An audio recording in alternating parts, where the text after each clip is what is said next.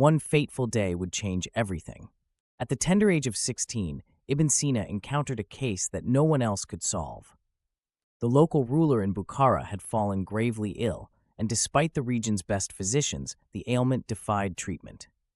Ibn Sina stepped forward, offering his insight as a prodigy who had already begun studying medicine.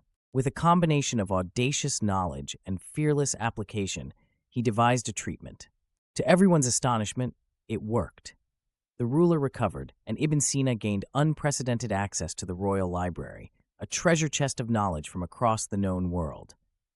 By the time he turned 18, Ibn Sina was a full-fledged physician, astronomer, and philosopher.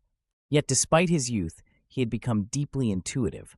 Technology and knowledge could expand humanity's horizons, but wisdom demands humility and understanding. This philosophy would shape his entire life's work. Ibn Sina gained unprecedented access to the royal library, a treasure chest of knowledge from across the known world.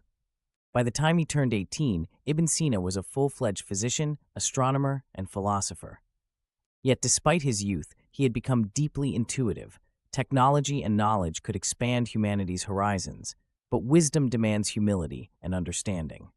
This philosophy would shape his entire life's work. Throughout his life, Ibn Sina traveled extensively, writing and studying wherever he went. But even amid the nomadic nature of his career, in the midst of political turmoil that unsettled much of the Islamic world, his intellect remained a constant beacon of progress and inquiry. During this time, he would write what would become his magnum opus, the Canon of Medicine. The Canon of Medicine was no ordinary medical text.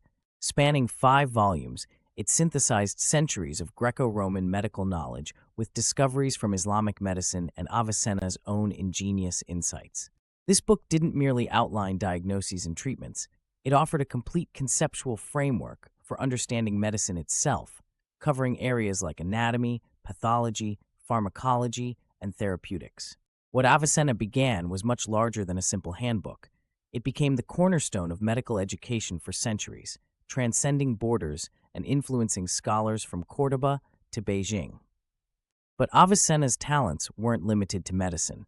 He also authored volumes on philosophy, physics, mathematics, and astronomy, cementing his legacy as a quintessential polymath.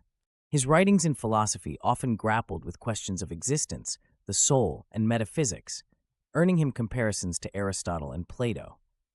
In fact, his book, The Book of Healing, sought to cure not just bodily afflictions, but the ailments of the human mind and spirit itself. For Avicenna, the search for truth expanded well beyond the laboratory. It was the ultimate quest of the human condition. It wasn't merely what Avicenna knew that set him apart, it was how he thought. He believed that inquiry was sacred, that knowledge should be pursued not as a static possession, but as something dynamic, constantly refined, expanded, and shared. His curiosity was insatiable, his methods revolutionary, and his legacy undeniable. His curiosity was insatiable, his methods revolutionary, and his legacy undeniable. The philosopher-scientist of Afshana wasn't without challenges, of course. Avicenna lived during an era of political instability and personal strife. Despite reaching the peaks of intellectual celebrity, he often found himself on the move, fleeing political conflict and navigating the challenges of medieval power struggles. But no earthly turmoil seemed to extinguish his creative fire. In every new city, under every ruler, he found the time to study, write, and teach. Even in his final years, Avicenna was haunted by ailments, ironically a result of the rigorous lifestyle that had defined his being. Yet, incredibly, wherever illness humbled him, introspection still elevated him. Before he passed away at the age of 57, Avicenna reportedly reflected, "I prefer a short life with width to a narrow life of length."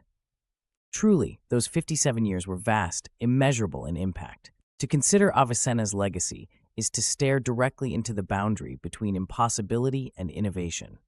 His Canon of Medicine remained a central text in European medical schools through the Renaissance and beyond, establishing him as a bridge between the advancements of the Islamic Golden Age and the scientific revolution.